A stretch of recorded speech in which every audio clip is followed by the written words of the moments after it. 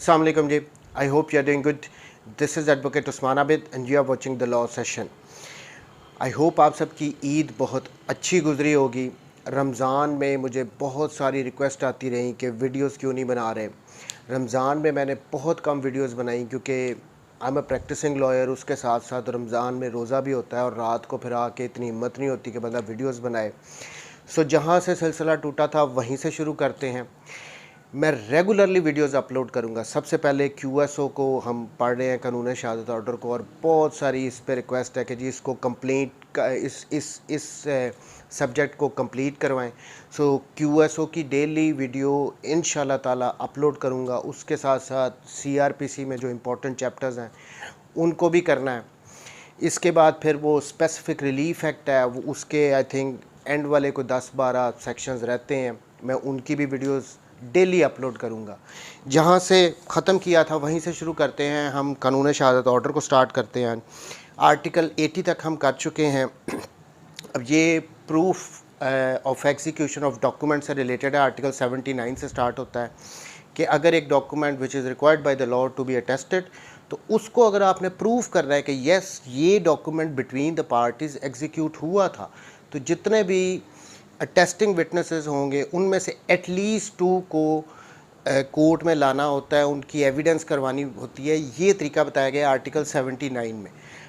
Article 80 में ये बताया गया था कि अगर उनमें से कोई वो जो अटेस्टिंग विटनेसेस हैं वो डेड हो चुके हैं या वो मिल नहीं रहे, they are not available to come to the court कि वो अपनी एविडेंस दे सकें, तो इस सिचुएशन में ऐसे पर्सन जो कि उससे एक्वेटेंड हैं वो आके उनकी आप एविडेंस करवा सकते हैं और आपको ये प्रूव करना पड़ता है कि वो वाकई डेड हो चुके हैं या वो मिल नहीं रहे। ये प्रूव करने के बाद आप दूसरे तरीके से उस डॉक्यूमेंट की एग्जीक्यूशन को प्रूव कर सकते हैं।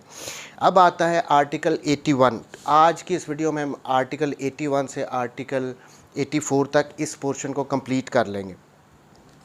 आर्टिकल 81, अब ये आर्टिकल जो है आर्टिकल 79 की एक्सेप्शन है। देखें वहाँ पे ये कहा गया था कि अगर एक डॉक्यूमेंट को जो कि टेस्ट किया गया है, रिक्वायरमेंट थी लॉ की कि उसको टेस्ट करना ज़रूरी है, तो उसमें जो टेस्टिंग विटनेसेस होंगे उनको प्रोड्यूस करना पड़ेगा आपको कोर्ट में, फिर वो डॉक्यूमेंट प्रूव होगा।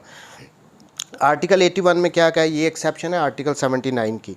Admission of execution by party to attested document, के अगर एक पार्टी ने एडमिट ही कर लिया, क्वेश्चन ये राइज हुआ 79 की रिक्वायरमेंट को सामने रखते हुए कि उन अटेस्टिंग विटनेसेस को आपने कोर्ट में प्रोड्यूस करना है, लेकिन अगर वो पार्टी अपोजिट पार्टी जो है वो उसको एडमिट कर लेती है कि यस हमारे दरमियान ये डॉक्यूमेंट प्रोड्यूस एग्जीक्यूट हुआ था, तो क्या फिर भी हमें उन अटेस्टिंग विटनेसेस को कोर्ट में लाना होगा? ये क्वेश्चन राइज होता है। नहीं, ये आर्टिकल 81 में यही बताया गया कि अगर दूसरी पार्टी ने एडमिट कर लिया तो कोई ज़रूरत नहीं है आपको कि आप अटेस्टिंग विटनेसेस को कोर्ट में लेके आए, क्योंकि जिस पार्टी के अगेंस्ट आपने सूट फाइल किया वही एडमिट कर रही है।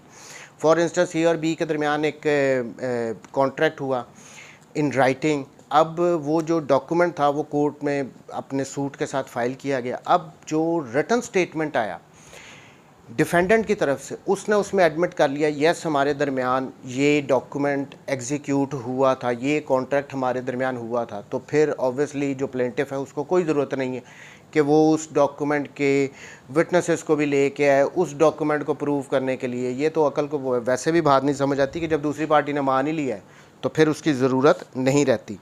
एनी हाउ आर्टिकल 81, अब ये article states the admission of a party to an attested document of its execution by himself, यानी जो पार्टी थी जिसने उस डॉक्यूमेंट को एग्जीक्यूट किया था वही अगर एडमिट कर ले, शैल बी सफिशेंट प्रूफ, तो ये सफिशेंट प्रूफ होगा of its execution as against him, कि उसके अगेंस्ट ये डॉक्यूमेंट एग्जीक्यूट किया था, ये सफिशेंट बात है। अगर उसने आके एडमिट ही कर लिया एक बात को तो बात ख़त्म।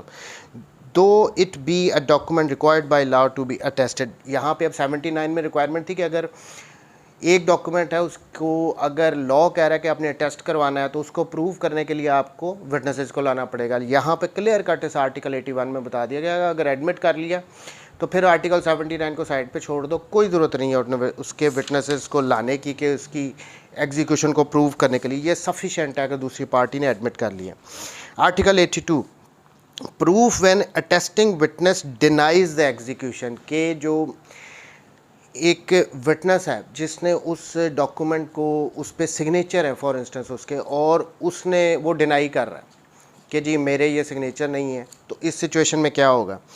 If the attesting witness denies और does not recollect the execution of the document, यानी वो डिनाई कर रहा है, वो इनकार कर रहा है कि कोई एग्जीक्यूट हुआ ही नहीं था डॉक्यूमेंट इन पार्टीज़ के दरमियान, तो इस सिचुएशन में its execution may be proved by other evidence. Simple सी बात है कि फिर अगर एक विटनेस वो क्या कहते हैं होस्टाइल हो गया, वो दूसरी पार्टी के साथ मिल गया है, तो फिर यहाँ पे आप किसी दूसरे तरीके से कोई और एविडेंस जो है उसको ला के आप प्रूव कर सकते हो। समटाइम्स ऐसा होता है कि विटनेसेस जो होते हैं वो दूसरी पार्टी के साथ मिल जाते हैं।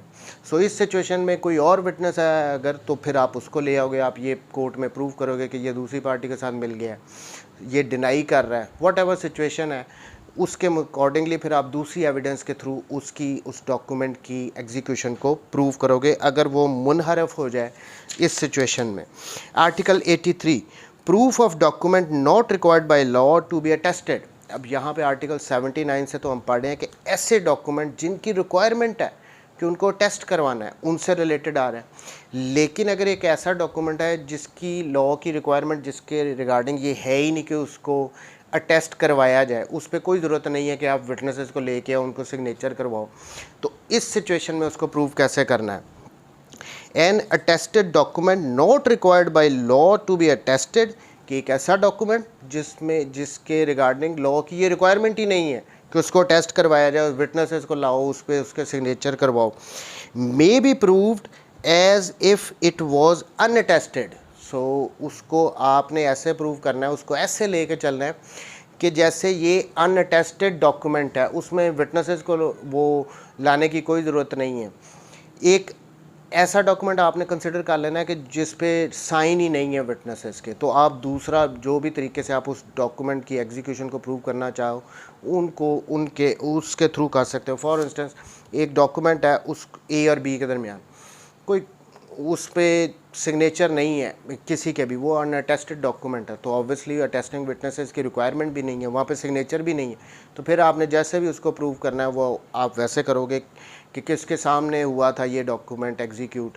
सो एनी हाउ, अगर एक डॉक्यूमेंट जिसकी रिक्वायरमेंट नहीं है कि उसको अटेस्ट किया जाए, तो उसको ऐसे ही कंसिडर करना है जैसे कि वो अनअटेस्टेड है, उस पर कोई विटनेसेस के सिग्नेचर नहीं है।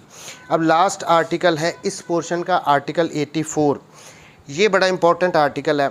इसमें कंपैरिजन ऑफ सिग्नेचर राइटिंग और सील विद अदर एडमिटेड और प्रूव्ड, कि कोई ऐसा एक डॉक्यूमेंट किसी के आपके सिग्नेचर है, कोई राइटिंग है किसी की, या कोई सील है किसी की, कोई मोहर है, वो डिस्प्यूटेड है, तो उसको प्रूव करने के लिए मैंने अब आर्टिकल 78 की जो वीडियो बनाई थी उसमें मैंने ये भी बताया था, जो तरीके बताए थे उसमें ये भी एक था कि कोर्ट के पास ये पावर है कि वो खुद भी एग्ज़ामिन कर सकती है। ज़रूरी नहीं कि उन्होंने आर्टिकल 59 के अकॉर्डिंगली एक्सपर्ट के पास ही भेजना है। तो यहाँ पे उसका प्रैक्टिकल बात आ गई कि कोर्ट खुद भी एग्ज़ामिन कर सकती है। फॉर इंस्टेंस किसी के सिग्नेचर डिस्प्यूटेड हैं या किसी की कोई राइटिंग डिस्प्यूटेड है, तो कोई ऐसा डॉक्यूमेंट जो कि एडमिटेड है कि इसी पर्सन की तरफ से लिखा गया है, उसी के सिग्नेचर हैं, तो उसको सामने रख के फिर डिस्प्यूटेड जो सिग्नेचर या राइटिंग है उनको सामने रख के कोर्ट कंपैरिजन कर सकती है। इसी तरह थंब इम्प्रेशन का भी कोर्ट एग्जामिन कर सकती है। Any how, sub article 1 article 84 का in order to ascertain whether a signature, writing or seal is that of the person by whom it purports to have been written or made. Any signature, writing or seal admitted or proved to the satisfaction of the court to have been written or made by that person may be compared with one which is to be proved, although that signature, writing or seal has not been produced or proved for any other purpose. Clear cut बात है कि court के सामने जब आ गया ना कि कोई सिग्नेचर डिस्प्यूटेड हो गया, कोई राइटिंग डिस्प्यूटेड होगी, तो कोई भी एक ऐसा डॉक्यूमेंट जो कि या तो एडमिटेड हो कि उसी पर्सन ने लिखा है जिसके सिग्नेचर या राइटिंग डिस्प्यूटेड है, या प्रूव हुआ हो कि ये उसी की तरफ से लिखे गए किसी और केस में हो।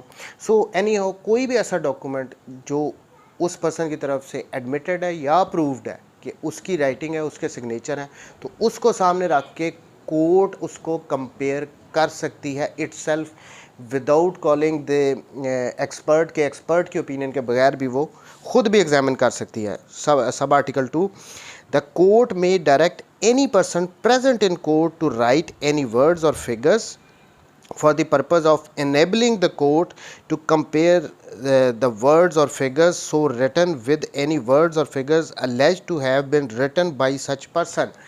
कि अगर वो पर्सन कोर्ट में है, प्रेजेंट है कोर्ट में, कि जिसके सिग्नेचर या राइटिंग डिस्प्यूटेड है, कोई फिगर उसकी, सो कोर्ट उस पर्सन को एक वाइट पेपर दे के भी कह सकती है इस पे यहाँ पे अपने सिग्नेचर करो या अपने ये वर्ड्स लिखो।